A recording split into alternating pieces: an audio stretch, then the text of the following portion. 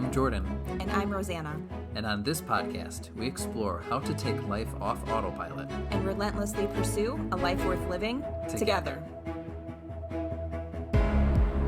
Hello, and welcome to Season 8, Episode 2 of the Relentless Pursuit podcast, The Other F Word. The other F word. What's the first F word, Rosanna? Finances. Wow, okay.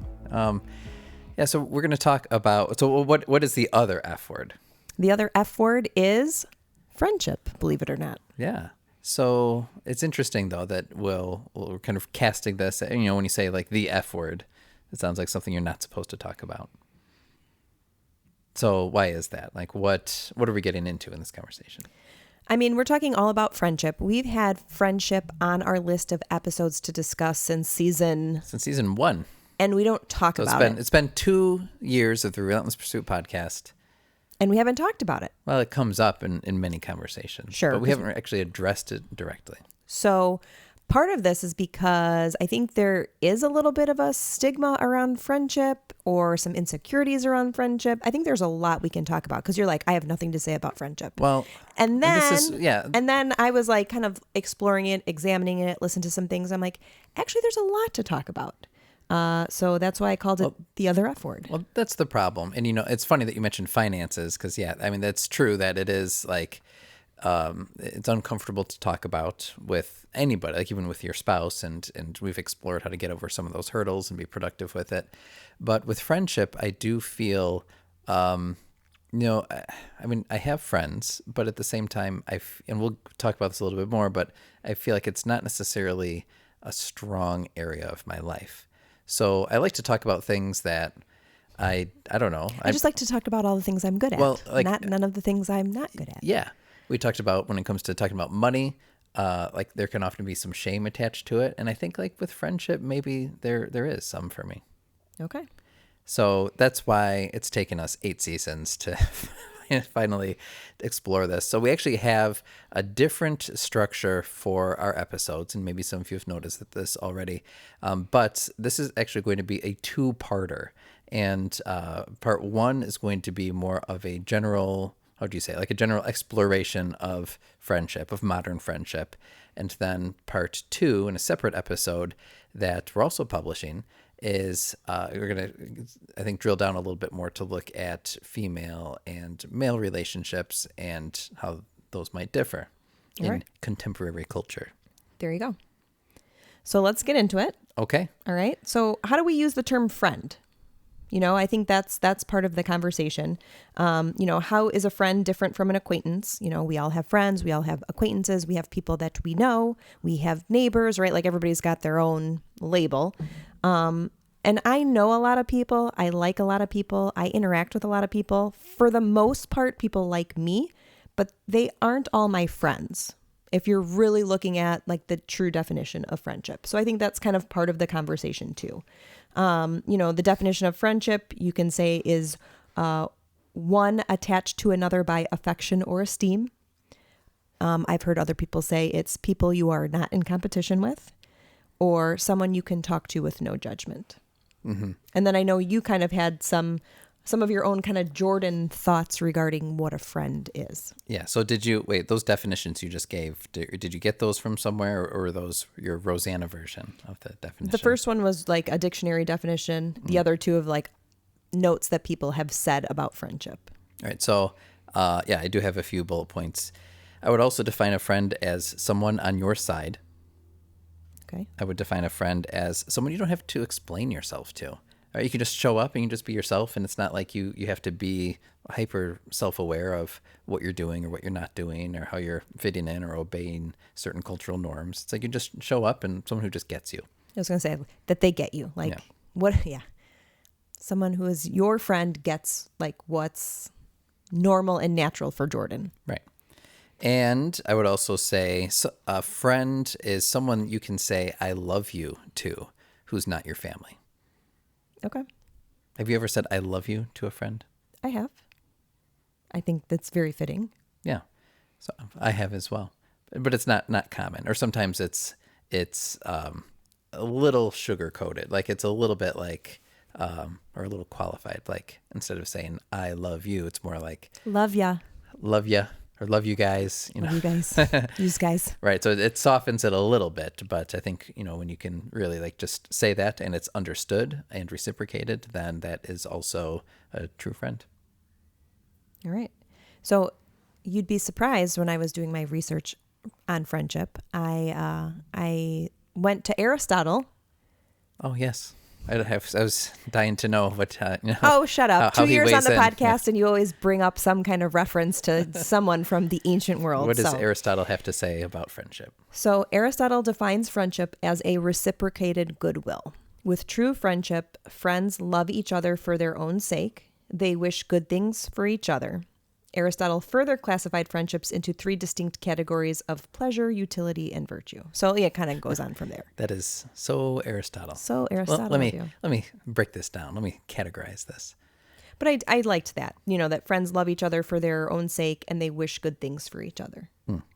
Like you want to see people happy and doing well. Yeah. And I think in the kind of the culture that we are now, it's very competitive. And so just to like wish people well and just to have that, like, I wish good things for you. I think that's, Yeah. you can know, almost it's a beautiful, like live vicariously through someone else. Like we often say that we live through our children, but it's like, can you live through your friends, through their successes, feel like your successes? right. But they like visit a beautiful place and you're like, oh, that's so great. Yeah. There's no ill will or there's no jealousy. Yeah. And so I think that's important. Like Buddy the Elf. I know him. Yeah, because he's friends with Santa. Oh, okay. Right. Okay. Anyway. That was awful. Yeah. But I also think that part of this conversation, what it will explore is that friendships can be sometimes some of the most overlooked relationships in our lives. And I think that's why we've hesitated to kind of talk about this on the podcast, is sometimes for that same reason, where it's like we have friends, people would say that there are friends, but that isn't always the forefront of what we've got going on. Mm-hmm. I was looking at a lot of songs that had to do with friendship, and I didn't find a lot of good ones. Well, let me say there are a lot of good ones, but every song about friendship seems to also have something about like even in the bad times, even in the dark times, like I'm still your friend. And I feel like that's true, but like I don't think that that's like a qualification for friendship, because a lot of friendships may not necessarily encounter like these dark times. And so it's like I'm going to be with you no matter what. But I'd love for a friendship song to like reference some of the things that we discussed here too, like just someone who you genuinely love, someone who you genuinely like are understood by. So I don't feel like the songs necessarily go that deep. I'm thinking about those vultures in Jungle Book. We are friends, friends to the bitter end. Wow. That's of all the songs to pick on friendship, that's what you got, huh? You've got a friend in me. Oh, and they're all Disney songs. So yeah, it's no Aristotle, but that's I was looking for like good songs to go. So there's a lot of really great songs about friendship, but it doesn't. I don't think the strictly the concept of like I'm with you through thick or thin, rain or sun, is strictly applicable. Okay. Anyway. I'm not sure. I started going somewhere with that. I have no idea where you're going. I think I just either. wanted to sing Jungle Book. But... Apparently, that just stuck out in your head. Okay, sorry. Where were you going before? So I was saying sometimes friendships can be some of the most overlooked relationships in our lives, even though we have friends. But I think sometimes just we were talking about this in episode 1. There's a lot going on in life, and there's a lot to do and a lot to accomplish, and your career and your family and your hobbies and your interests, and sometimes the plate is just very full. And a lot of times we can feel like, we're just in our own lane doing our own thing and the blinders are on, and it's like, yeah, I have friends, but I don't have time for them. But we really do need friendship as a part of our lives. We need connection to be happy and healthy. And so if you are even a successful individual or couple or family and friendship kind of isn't on your radar, and you're kind of feeling like a little lost or a little alone, it's because we need connection to be happy. And it's not just the connection between husband and wife or parent and child. You need friendship. Right. I was going to say, like I think it's appropriate to think of your spouse as your friend. We do. But this conversation is not about your spouse. Right. So, for Jordan, it's the male friends that he has, and for me, it's the female friends that I have. And it's not to say that he cannot have female friends or that I cannot have male friends. It's just more about you need people who understand you and get you and are on your side. Okay. And maybe we'll get into that more. But you're saying like that's most likely to be same gender. I would say so. I think that's important. So according to the Mayo Clinic, good friends are good for your health. Friends can help you celebrate good times and provide support during bad times, which is cliche in all of the songs that you didn't like. Right. And I don't mean to dismiss that, because you do, like, we all encounter bad times, and they're more encounterable when you have people in your corner. Okay. But friends prevent isolation and loneliness. They give you a chance to offer needed companionship too. Friends can also increase your sense of belonging and purpose, boost your happiness, and reduce your stress, improve your self-confidence and self-worth, help you cope with traumas, and when we say trauma, it's kind of the ups and downs of life. So it could be divorce, loss through death, job loss, serious illness, anything like that you have people who can help you, encourage you to change or avoid unhealthy lifestyle habits. That's a great reason to have a friend. Yeah. So it's interesting. Like, yeah, the Mayo Clinic weighs in on that, because it's like, well, we knew that's something you feel. Maybe we couldn't articulate the same way, but like we feel those benefits from true friends, right? Right. And they go on before science has determined that it's true. Like, we've kind of always known that. Sorry. No, they go on and say adults with strong social connections have a reduced risk of many significant health problems, including depression, high blood pressure, unhealthy BMI.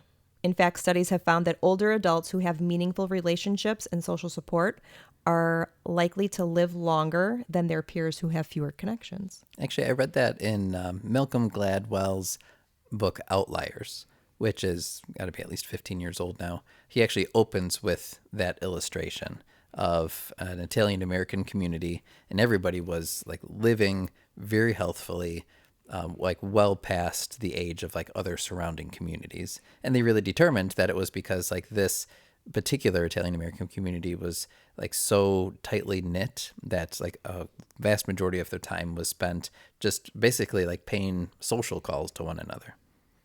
Yeah, I mean, when you have like purpose or you have camaraderie or identity, there are people who are checking in on you, people bringing you kind of joy and happiness just through, I'm Italian, so I get that. It's just like that conversation, that just shooting the shit with each other, bringing each other an espresso, having a cookie together, where it's just like life feels good, and when life feels good and your emotions feel good, like you feel good, and it gives you kind of purpose to like want to get up and to do something and to help others. And, it keeps you focused. When you're isolated, when you're by yourself, when no one's talking to you, when you see no one for days, like that definitely weighs on you, especially as you're older and alone. Mm-hmm. So, yeah. So, it's not like, hey, go out and get a friend because there's all these health benefits, but it's really part of like this healthy totality of wellness, like, yeah, we can get enough sleep. We can eat right. We can exercise, but having healthy relationships that aren't just your spouse, or just your kids or even your immediate family kind of help, bridge the gap in all of these other ways. Yeah. So it's very important, yet often overlooked. Yep. But nothing. So that's kind of, just kind of the intro of that. I think that there are some friendship myths that kind of come into play when we think about friendships. Like, these are just kind of like the misnomers that come up that maybe make friendship a stumbling block. So I have 7 here. We'll mention some, so feel free to chime in. But I think this is one that... Yeah, let's talk about each of these. Yeah, that I've bought into for a really long time. And that's that the more friends, the better. So myth number 1. Myth number 1, the more friends, the better. I have always been... I think everybody is different in terms of like the amount of friends they have and friendships. And it looks different for everybody. For me, I'm like this with everything. Like, I just need a few close ones that I'm like really going to hold on to. So I liked, like, it's kind of like that whole deep and wide reference. There are a lot of people who have like 50 friends.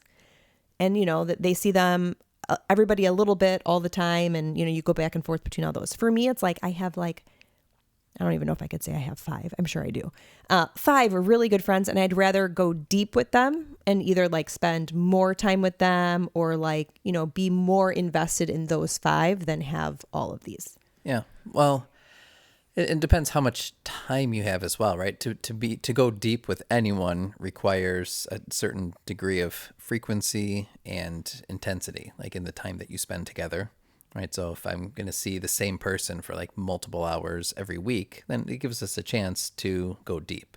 But there's only so much time you have to be able to replicate that with multiple people.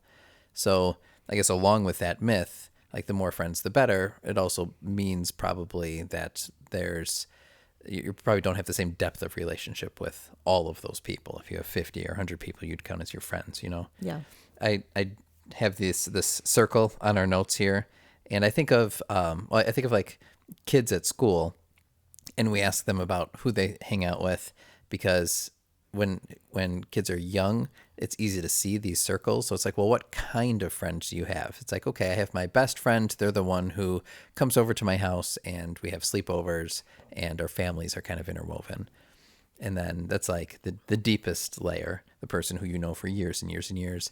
But then you have like if you're a kid, like you have your school friends. It's like the kids that I associate myself with at school, but we're not necessarily calling each other up to hang no out. play dates or anything like that. Yeah. Yeah. And then you might have like your teammates, where maybe not every kid on your team, but a few kids on the team you connect with just because you happen to be on the same team, and you probably won't miss them next season if you happen to be on different teams. So you have like these circles. And I was thinking about that for adults too, where you probably have like a couple best friends where they kind of fit the definition that we gave earlier. But then you have like these other layers as well. So I was thinking like, you have your best friend, but like the next circle, I would say like is your drinking buddy, or I would even say like maybe a coworker, because you can go out and you can go to happy hour with your coworkers, and you can spend. Some people have an exercise buddy. I like how yours is drinking buddy, but like someone that like, Well, it's just a category. This is my Aristotelian breakdown Gotcha. for the modern man. But then like the next circle might be like the parents of your kids' teammates, like you show up at the baseball field and you've got a couple parents you can associate with there, and it goes out from there as well with the degree of connection that you have with certain people. Yeah. Well, so part of going back to this first myth of the more friends, the better, like I was always jealous of people who were, and I would probably say because they're like outgoing. Right? Like they just seem to have all these friends. Like we've, recently gone to like birthday parties for friends. It's like they filled a room with like 150 people for a 40th birthday party. And I was like, I definitely couldn't do that. I'd be the one who throws the birthday party and then no one comes. I'd be like, for me or for you? For me. Oh, for you. It's like, that was rude. Throwing you a birthday party, but no one's coming. No, and I know that wouldn't be true, but it's still the same thing where it's like, yeah, like I can't compare my depth or number of friendships to someone else. Yes. And so I think that that's part of that myth, is that like just you don't need to have 100 friends. You can have even 2 really good friends. And it's not how many you have, it's just the quality of the friends and the people that are around you that really matter. Mm-hmm. All right. So myth number 2, real friendships are forever. I would say this is a girl thing, because like I bet you have a different opinion about this. So I'd like to hear your opinion on it first. No, I was just going to sing another song. Oh boy, is it from a Disney movie? No, it's from Saved by the Bell. Remember they have that one show where they form a band? Friends forever will be. Yeah. Something like that. Buddy bands. Oh my gosh. Continue on. I don't have an opinion on this. Like, I think that's like to say anything is forever, anything is permanent is idealistic. Oh, I didn't know if you would actually think that. But I thought for 4 years. We've seen this play out. Like we've had friends but from... But now we're 39, almost 40 years old. And so now we've lived, and we have experiences, and we have wisdom and knowledge, and we've observed other people's relationships. And you know that that's not true. And it doesn't mean that those friendships at the time weren't real or that they weren't important, but we also know that not everything is forever. Because people change, because relationships change, because proximity changes. And it's not because you wish anybody any ill will. It's just that some friendships are short term and some friendships are for a time. And it's not like you go into any friendship with the notion that like, well, this we'll only be friends for a short time and then I'm going to discard you. It's never that. It's just the reality of things and people change, and so do friendships, and sometimes they end. Well, and I'd say most friendships don't end, but the circle that someone is in will probably shift at some point, where you can have like really close friends, but then at some point they become maybe more like they get to the drinking buddy circle, right? Where I'm not as close to them as I am to other people now. How could you say that friendships like don't end? No, I'd say most don't. Like most, like how would you describe? Like I wouldn't say friendships are like romantic relationships where like you have to break up, where there's an official breakup, right? So that's what I'm saying is like they just will move circles, and maybe someone who is at the center of your circle maybe becomes like that Facebook friend strictly, right? But you're so still, you would qualify that as a friend.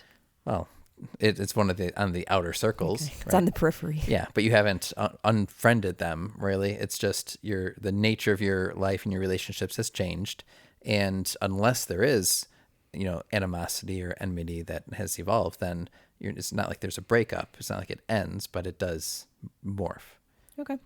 Like I would think about a lot of people go to college and you make a bunch of friends at college. And then maybe like for the year after everyone graduates, you still like kind of keep in touch as best as possible. But then that fades as people go and begin their careers or develop their families. And so you've never really broken up with them. And were you to have an opportunity to see them again, it would probably be a lot of fun, right? But life just hasn't allowed. So they're really still in the friend circle, but much more, they're marginalized more to the outside.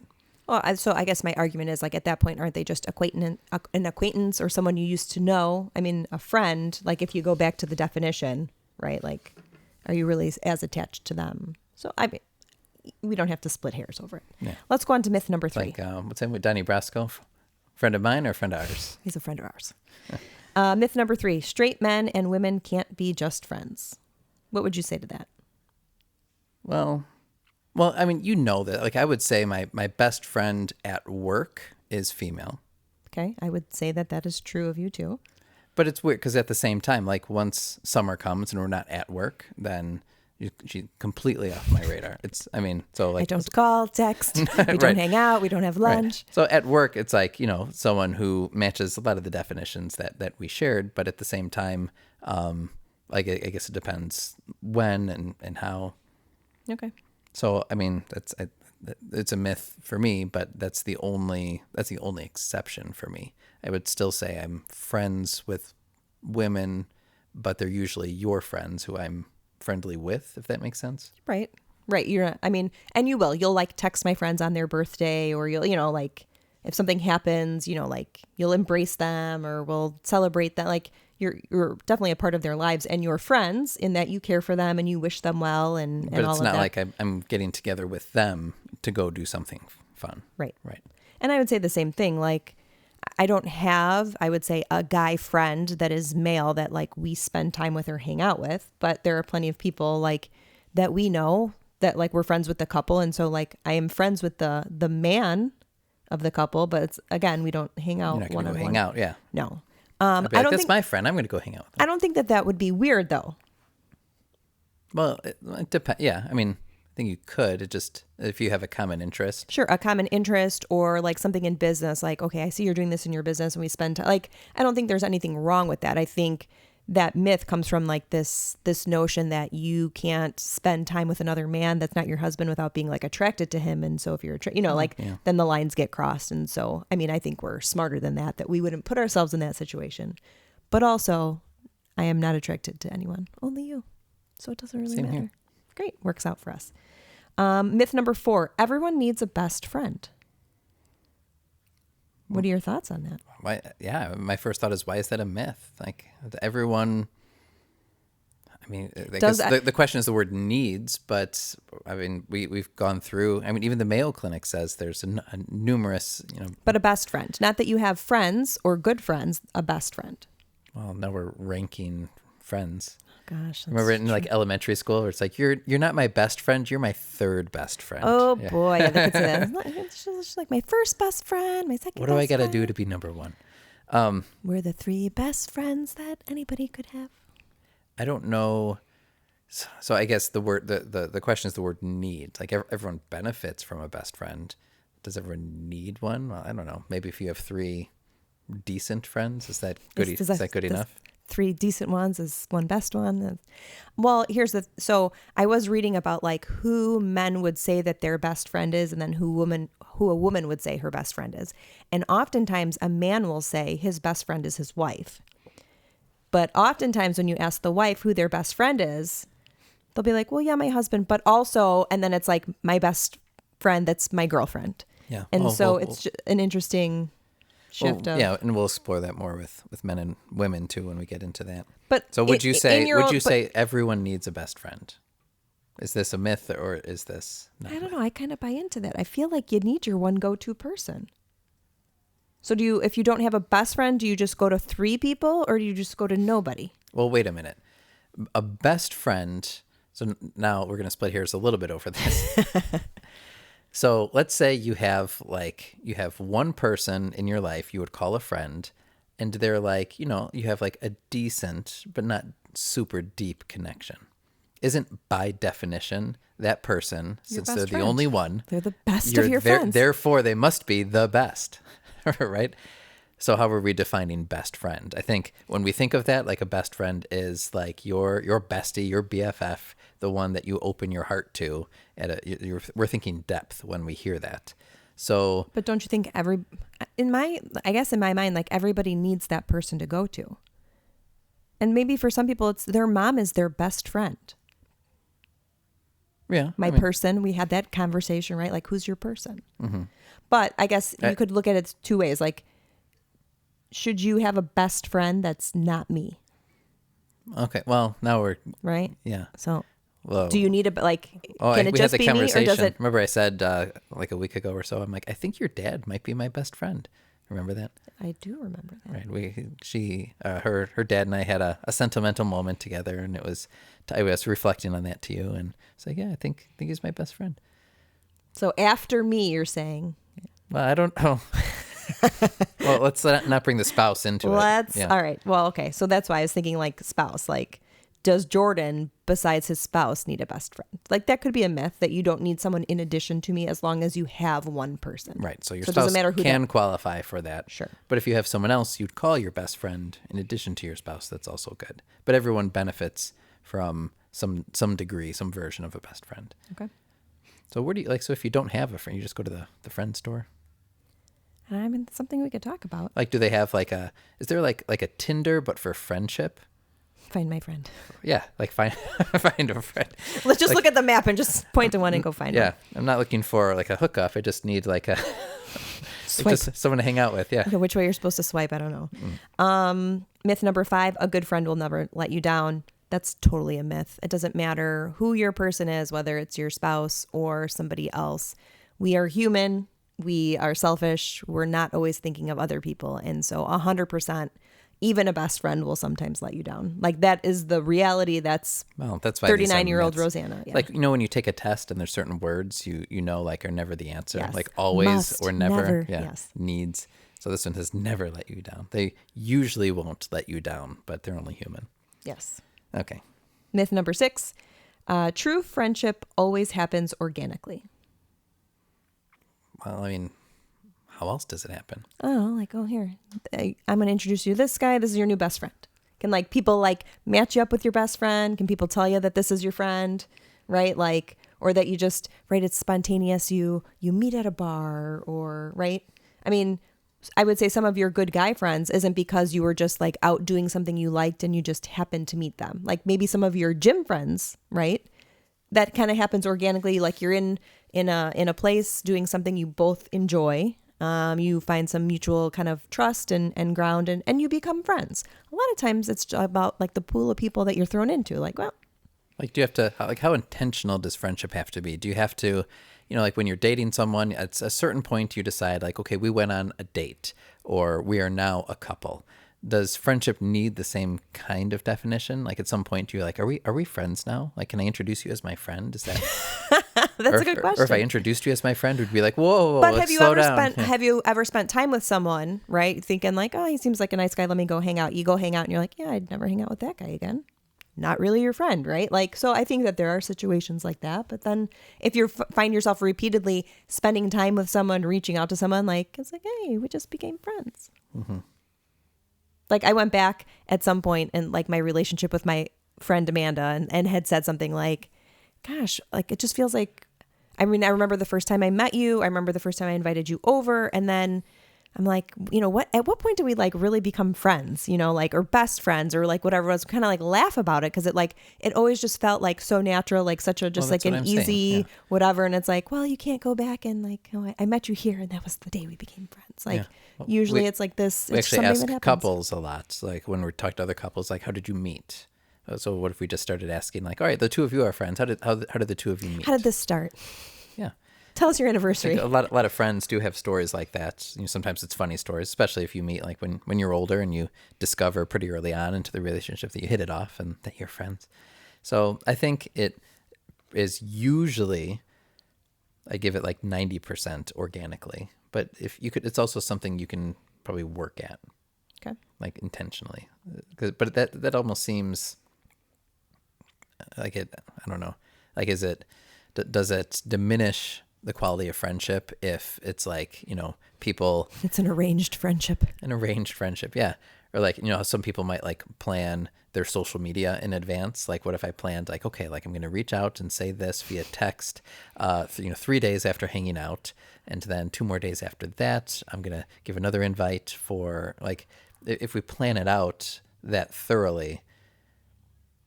I remember when you and I started date, like way back when I had the pink Post-it note. 1998. The infamous, we haven't really told this story, but I invited Roseanne over to dinner when we were 15 probably. And I wanted to make you dinner. And so I made pasta because I knew how to boil pasta. And then I wrote down conversation topics on a Post-it note because I was afraid like I would just clam up. And so it was like this bright pink Post-it note, and I hid it under my dish, which she could still see because it was bright pink. And then we burned through like all 6 of those topics within the first 30 seconds. Because when you're 15, you have 1 to 3 word answers. So right. It didn't really last Well, long. it was like lame questions too. Like, what's your favorite color? Yeah. Well, have you ever had that situation where you really want to be someone's friend? Like you see someone because like, you know, you're somewhere and you see them talking to other people and you're like, wow, I really want to be there. Like you kind of like chase after it, or you're trying to like gain their friendship. And so like it's not like organically like, oh, you bump into each other somewhere, but you're like, I want to be friends with that kind of person because I see X, Y, and Z in them. Kind of like a relationship then, because you are like, you don't want to weird the other person out. It's true. Right. Fangirling from afar, fanguying, whatever. Yeah. All right, last one. What's the last myth? Last myth is there is something wrong with you if you have no friends. I don't know. Doesn't sound like a myth to me. I mean, right? You like friendship is ordinary and natural, although admittedly rare for many people. So, like, if you don't have any friends, I would say that's probably something you should fix. Okay. But am I off? I don't know. Like for some people, maybe I feel like everyone's different. You've got introverts, you've got extroverts, you have people who have like social anxiety, like, so like what kind of connections do you have? And like for some people, like their family are their friends. Like how many weddings do I do where it's like the bridal party is like they're all cousins. Yeah. They've all grown up together. And so like, yeah, you're born into your family, but then your family are your friends. Especially as you become an adult, and then I think you find more friendship with cousins and with family members who are like similar ages than, you know, just being like when you're a kid and you're just playing with other kids. Well, it's just like I would say, like some people have no family, but their friends are their family. And so I think if you're looking at it like that, like it might be true that you don't have friends because maybe your family are your friends, but I feel like everybody has somebody. And so sometimes we let the myths of not having a room full of friends, or not having, you know, this best friend that's known you since birth, or, you know, like sometimes we're looking for things that we think we need. But I mean, I think we best know like who we need in our lives and who we surround ourselves with. if you are like an island, right? No man is an island or should be an island. If you are, then yeah, maybe you need some help with this. And maybe this conversation is a great way to look at like, all right, like who's around me? Who are in my circles? Who could I benefit from having in my life, right? To make me happier and healthier. Yeah. So even if it is a family member, it's still like having someone that you would call a friend is important. Yeah. So back to the myth, there is something wrong with you if you have no one, whether they're family or not, that you would call a friend. I don't know what to say there. I mean, that's weird. Like, let's not judge. Like, I'm not judging anybody. There's nothing wrong with you. There's nothing wrong with you, but right. I mean, that sounds like a personal problem. Like you're the smelly kid at the lunch table, and people move away. Like, there's nothing wrong with you if you don't have those relationships, but there's something wrong with that situation. So maybe that's something to work on. There you go. As long as you have companionship. Some people have dogs. Some people have cats. Like something that gives you a reason to get up in the morning. That's true. I don't want to get into it, but can a pet be a friend? Can a pet be your best friend? I don't know. Okay. Where are we landing here? I think there's two more things to hit in this conversation. I think, we talked about friendship myths. I think there are two really strong friendship truths, and we've kind of already said this. One is that we shouldn't compare our friendships to one another or our friendships with other people. Like our friendships are our own. And so, what my friendship with one friend looks like doesn't mean that my friendship with another friend needs to look the same way. Or what I do with one, it's not like an equal thing. Like, we love all of our children equally. Like your relationship with each person is different. And you love them differently, and you might do things with one friend that you don't with another. You might tell one friend something that you will for another. So I think we have to have like grace in our friendships. We don't need to like chase this idea that we have to be everybody's best friend, or that my best friend would say that I'm her best friend. Like we all just need those people, and our friendships are our own. Like there should be no comparing. Yeah. Well, sometimes, like just even with your own friendships, right? You have, like, I would say more parceled friendships. I would say this is true for you. Like this is 100% me. Right. You have friend A, and the way that you interact with them, what that friend does for you, the ways and reasons why you connect are completely different than your relationship with friend B. And I've even joked about this. I'm like, well, what if we got friend A and B into the room at the same time? And they, like, friend A and B don't know one another, but they know you. I'm like, that would be really different because the way you interact with both of them are so unique that it would be difficult to balance that.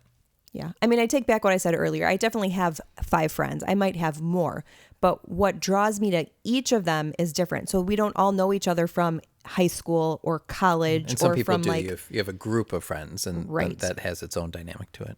But because mine are like, they really represent like so many different parts of me. And so like this week on Monday, I had lunch with one friend, and our interaction and what we talk about was completely different than the coffee I had on Friday with another friend. Mm-hmm. And neither of those people are my best friend, who I have not seen in like personally in 2 weeks. So, it's just like interesting that it's all very different. It's all very needed, and they're all a part of my life, and they're all important relationships, but nobody is jealous of the other. Sometimes we get jealous of each other. I will say that, but that I think is in part 2 of what we're sometimes talking I about. get jealous. You're going out. I'm like, well, where are we going? Oh, just you? Okay, I'll be here. We are a small business owner and can parcel our time very differently. Well, that's like, actually, it's like Batman a little bit. You're a little bit like Batman. Every villain in Batman is meant to represent some exaggerated portion of Bruce Wayne. Fun fact. Interesting. Yeah. Like the Penguin is some exaggerated portion of Bruce Wayne's wealth, for example. Anyway. Deep dive. All right. Second friendship truth is friendship takes time. And I think that is something that we forget. The people that we become friends with when we're small, it's because we see them all the time. It's like the kids that we grow up with in our neighborhood or in our schools, right? Like you spend so much time with those people. Even now, we had talked about, that we had our 20-year high school reunion. And we go back and see these faces, and it's like we kind of like consider ourselves friends with them because we grew up with them. They were such a part of our lives. And even though we don't speak, if you're talking about like kind of periphery, it's these people who knew us, knew earlier versions of ourselves, still loved those people or what they saw in us, and, continue to kind of move forward, holding on to you just a little bit. But even as you grow into adulthood and you start to have your adult friends, sometimes when we feel like we don't have friends, it's just because we haven't invested as much time. Yes. That's really what it comes down to, is how much time are you really investing? I watched a TED Talk from, his name was Harrison Scott Key, and his TED Talk is, I think it's called The American Dream Value Menu. And I don't know if he's related to Francis Scott Key, Who a wrote song. the Star Yes, Spangled there you Banner. go. Yeah. So it was a song and it was old. But anyway, this guy, so he gives a pretty humorous speech, but he lists like multiple facets of life, like we've often done on the show. And it's, family, friends, fun, finances, what he calls like the dream, or kind of like the big vision that you have for your own life. And he's like, well, what you do on this value menu is you pick 3 of these things. You can have any 3 that you want, but you can't have them all. And so like you might invest in your friendships, but that might come at the cost of investing in your personal health, for example. And it's really comes down to the economy of time. So I like that you use the word investment, because like friendship is an investment of your time into relationships, and you see that investment grow over time. But if you're investing your time into other things, which we'll get into more in part 2 of this conversation, especially maybe where family arises, that's just the opportunity cost. And so where is friendship prioritized? And maybe if you were to take a look at where you're prioritizing your time and you would like more friends, then it will require a reshuffle of really what you're already choosing to do with your time. Yeah, I mean, I would agree. There is some research on this in terms of kind of friendship and the priority that it takes in your life. And it falls under the category of what they're calling the changing state of friendship today. And so they say many Americans do not have a large number of close friends. Close to half, 49% of Americans report having 3 or fewer. More than 1/3, Still pretty good. 36% of Americans report having several close friends between 4 and 9. 13% of Americans say they have 10 or more close friends, which is roughly the same proportion of the public that has no close friends. Oh, well, that's like friendship capitalism. It's like, somebody's hogging all the friends. So, right. So people who don't have any friends, you should share with the people. No, I'm just kidding. So this is what they're saying. The number of close friendships Americans have appears to have declined considerably over the past several decades. In 1990, less than 1/3 said they had 3 or fewer close friends, while about as many as 33% reported having 10 or more close friends. So they're just seeing a shift of, even 10, 20, 30, 40, 50 years ago, people had more friends. And they're wondering, why is this? And it's kind of like you said. It's this, if you can pick 3, what are your top 3? And if friendship doesn't fall in there, right, you're kind of putting it at the bottom of the pile. So when it's not a priority, right, and we have less friends, we're wondering why. Well, we don't have enough time. Yeah, although I'd like to submit that as myth number 8. Like you could only have friends if you sacrifice some other portion of your life. Interesting. Right. I mean, it's you get, right, what do they say? Well, like what you put in is you what reap what get. you sow. There you go. Yeah. Whatever you put in is what you get out. All right, so this is conversation 1. This is part 1 of 2 related to friendships. And as we were exploring this, we saw that there was enough merit in talking just about the difference in You all know this. There's enough difference between men and women and the kinds of relationships that they develop with one another that deserves its own conversation. So we are co-publishing part 2 today as well. And if you enjoy this conversation, head straight over. You don't have to wait. Head straight over to part 2, and we'll continue talking about that application of friendship. Yeah. So if you liked this episode, just kind of some insights into the other F word, don't forget to share it with those around you. Let it be the start of a conversation or even a self-assessment of the friends or friendships in your life. And don't forget to leave us a 5-star rating and a glowing review. That's right. And send over your favorite song about friendship. We're interested, and we looked up several lyrics. We'd like to see what really rises to the top for you, and just defining what a friend may be, at least in song form. All right. Stay tuned for part 2 of The Other F Word. All right. Bye-bye, everybody. Thanks so much for listening to today's show. We hope you will use this conversation as a starting point for your own. We hope you're encouraged to think and act more intentionally. If you want to learn more, you can visit our website, therelentlesspursuitpodcast.com, where you can find notes on today's show, plus additional blog posts, and you can subscribe to our free members list. Please subscribe, leave a review, and share with your friends.